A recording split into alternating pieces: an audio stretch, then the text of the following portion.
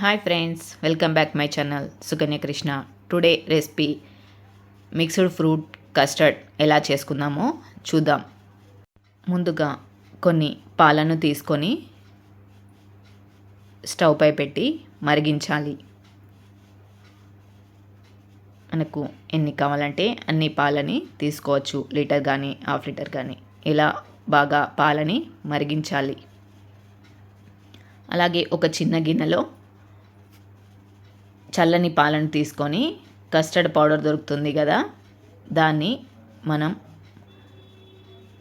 2 or 3 table స్పూన్ని ఈ పాలల్లో వేసుకొని ఉండలు లేకుండా బాగా కలపాలి. మనకు కొంచెం ఎక్కువ చిక్కగా కావాలనుకుంటే ఎక్కువ పౌడర్ని యాడ్ చేసుకోవచ్చు, లేదంటే సరిపోతుంది. ఇది ఇలా బాగా కలిపేసి పక్కన పెట్టుకోవాలి. ఇలా పాలన్నీ మరిగిన తర్వాత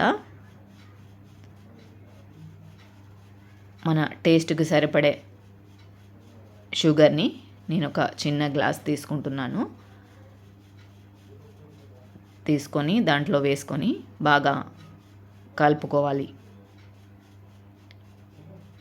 ఒక 1 minute అలా షుగర్ కరిగేంత వరకు అలా కలుపుకొని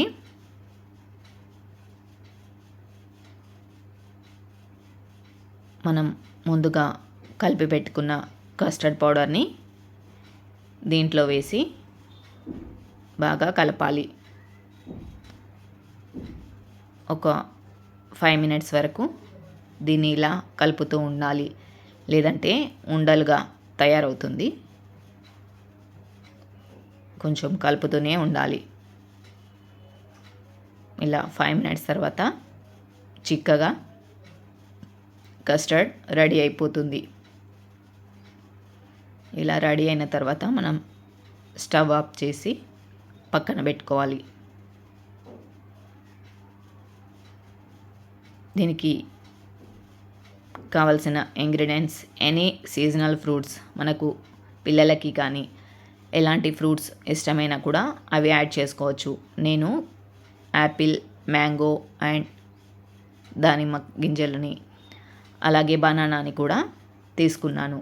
బనానా మనం ముందుగా వేయకూడదు, ఫైనల్లీ సర్వింగ్ చేసుకునేటప్పుడు మాత్రమే చిన్నగా కట్ చేసుకొని దాంట్లో యాడ్ చేసుకోవాలి.